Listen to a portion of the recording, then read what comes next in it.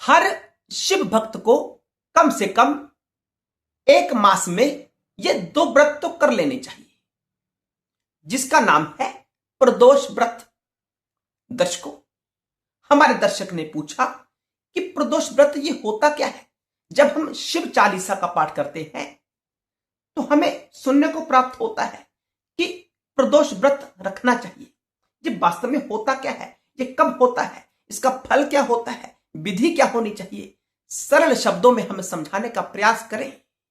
दर्शकों, प्रदोष का संबंध किसी बाहरी घटना से नहीं, आपसे भी बड़ा गहरा संबंध है, जो आपने आज तक नहीं सुना होगा। वही चर्चा इस वीडियो में करने का हम प्रयास करते हैं, तो विषय को आरंभ करते हैं।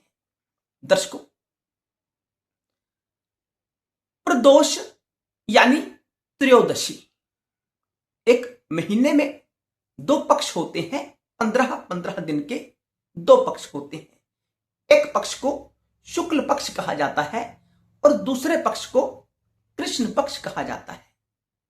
जब शुक्ल पक्ष समापन की तरफ होता है, समाप्त हो जाता है, तो कृष्ण पक्ष का आरंभ होता है, और जब कृष्ण पक्ष समापन होता है तो शुक्ल पक्ष का आरंभ होता है।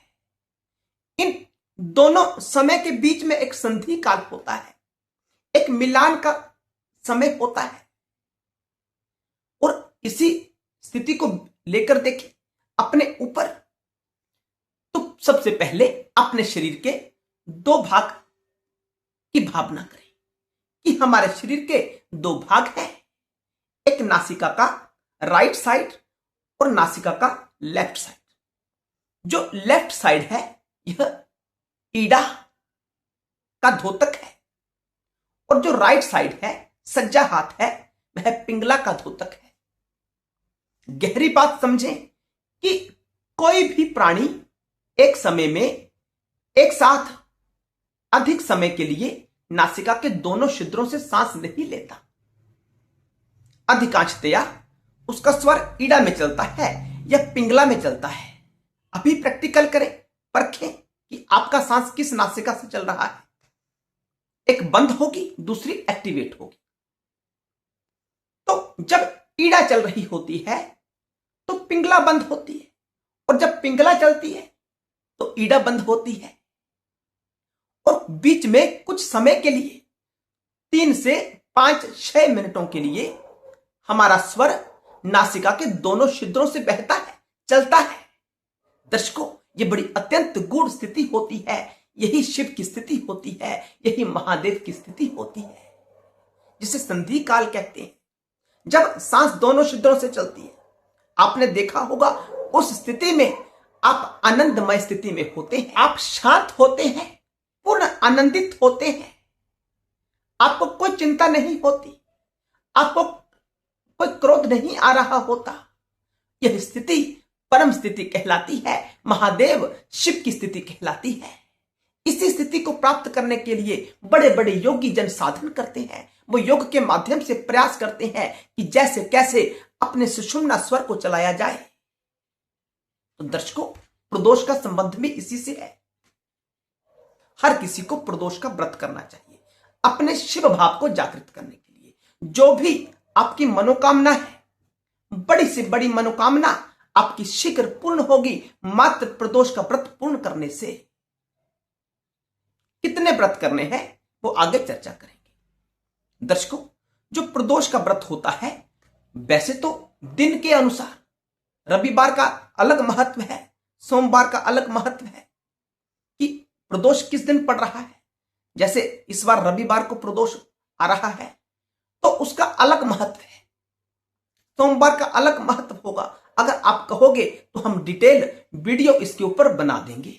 दर्शकों, सबको प्रदोष व्रत करना है शिव भक्तों ने, यह अनिवार्य रूप से आपने समझना है। दर्शकों, सबसे पहले विधि समझते हैं कि जब प्रातः काल हम जल्दी उठते हैं तो जहां आप शयन कर रहे हैं उसी स्थान पर उठकर सर्वप्रथम शिव को प्रणाम करें, देवी को प्रणाम करें। किसी दूसरे चित्र की भावना आपने अपने भीतर नहीं करनी है। सर्वप्रथम महादेव भवानी को आपने याद रखना है। बस उठने के बाद, बिस्तर त्याग करने के बाद सर्वप्रथम अपनी दैनिक क्रिया स्नान इत्यादि क्रिया को संपन्न करके सर्वप्रथम जहां है वहीं खड़े होकर या अपने घर के मंदिर में जाकर अपने शंकर के समक्ष प्रार्थना करनी है हाथ जोड़कर कि हे महादेव, प्रदोष व्रत हमने सुना है कि बहुत महत्वपूर्ण है एक शिव भक्त के लिए, आत्म जागृति के लिए, मनोकामना की सिद्धि के लिए। हम यह व्रत संपन्न करना चाहते हैं, आपकी कृपा के बिना यह पूर्ण नहीं हो सकता है। तो ऐसा संकल्प महादेव को सुनाएं और महादेव से आशीर्वाद प्राप्त करें ताकि आप इस व्रत को स्वच्छता के साथ, पूर्ण भाव के साथ पूर्ण कर सकें। दर्शकों, बातें समझने वाली हैं, रहस्यमयी बातें हैं। इस संकल्प को पूर्ण करके आप अपने मंदिर में आए, घर के मंदिर में अपने शिवलिंग वहां रखा हुआ है या शंकर जी का स्वरूप है, वहां बैठकर आप शंकर जी की स्थूल पूजन करें। शिवलिंग है तो दूध, जल, शक्कर, शहद पदार्थ के साथ श्रद्धा भाव के साथ शिवलिंग की आराधना करें और सारा दिन जो आप मंत्र जाप करते हैं, नाम जाप करते हैं, उसे निरंतरता के साथ बनाए रखें।